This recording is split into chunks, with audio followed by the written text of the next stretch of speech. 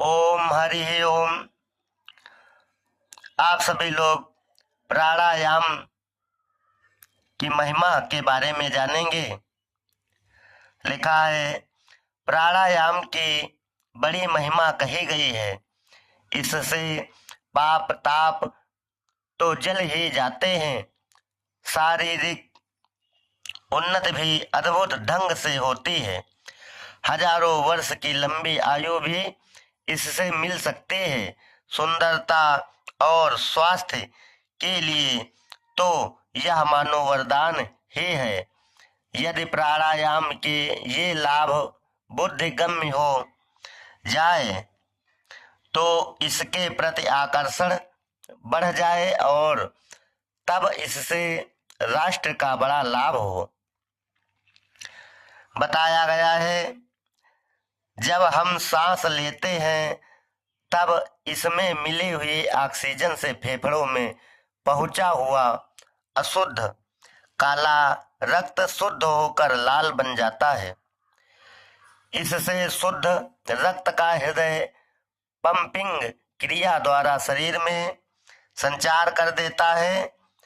यह रक्त शरीर के सब घटकों को खुराक बांटता बांटता स्वयं काला पड़ जाता है। तब हृदय इस उपकारी तत्व को फिर से शुद्ध होने के लिए फेफड़ों में भेजता है। वहां सांस में मिले प्राणवायु ऑक्सीजन के द्वारा या फिर सशक्त हो जाता है और फिर सारे घटकों को खुराक बांटकर शरीर की जीवनी शक्ति को बनाए रखता है। यही कारण है कि सांस के बिना 5 मिनट भी जीना कठिन हो जाता है। किंतु रक्त की शोधन क्रिया में एक बाधा पड़ती रहती है। साधारण सांस फेफड़ों की सूक्ष्म कणिकाओं तक पहुंच नहीं पाती। इसकी यह अनिवार्य आवश्यकता देख भगवान ने प्रत्येक सत्कर्म के आरंभ में इसका प्राणायाम का सन्निवेश कर दिया है। कभी कभी तो 16 प्राणायामों का विधान कर दिया है। किंतु भगवान की यह व्यवस्था तो शास्त्र मानकर चलने वाले अधिकारी पुरुषों के लिए हुई, पर प्राणायाम सभी प्राणियों के लिए अपेक्षित है। अतः भगवान ने प्राणायाम की दूसरी व्यवस्था प्रकृति के द्वारा करवाई है। हम जो खर्राटे भरते हैं वह वस्तुतः प्रकृति के द्वारा हमसे कराया गया प्राणायाम ही है। इस प्राणायाम का नाम भस्त्रिका प्राणायाम है। भस्त्रिका का अर्थ है भाथी।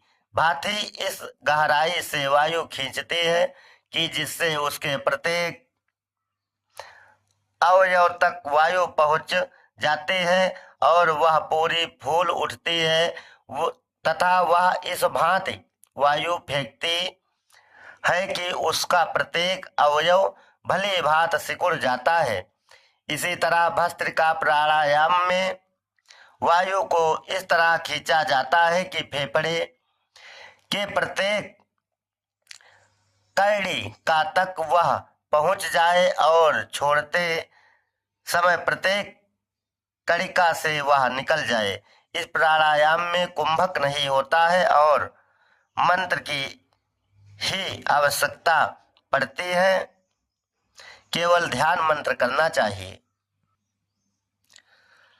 स्वास्थ्य और सुंदरता बढ़ाने के लिए तथा भगवान के सानिध्य को प्राप्त करने के लिए तो प्राणायाम सत सत अनुभूत है। भस्त्रिका प्राणायाम की अनेक विधियां हैं। उनमें एक प्रयोग लिखा जाता है, प्रातः काल खाली पेट शवासन से लेट जाए। मेरुदंड सीधा होना चाहिए, इसलिए चौकी या जमीन पर लेट जाए। फिर मुंह बंद कर नाक से धीरे धीरे सांस खींचे। जब खींचना बंद हो जाए तब मुंह से फूंकते हुए धीरे धीरे छोड़े, रोके नहीं। भगवान का ध्यान चलता रहे। यह प्रयोग 20 मिनट से कम ना हो। यहाँ ध्यान देने की बात है कि यह सांस का लेना और छोड़ना अत्यंत धीरे धीरे हो। इतना धीरे धीरे कि नाक के पास हाथ में रखा हुआ सत्तू भी उड़ न जाए।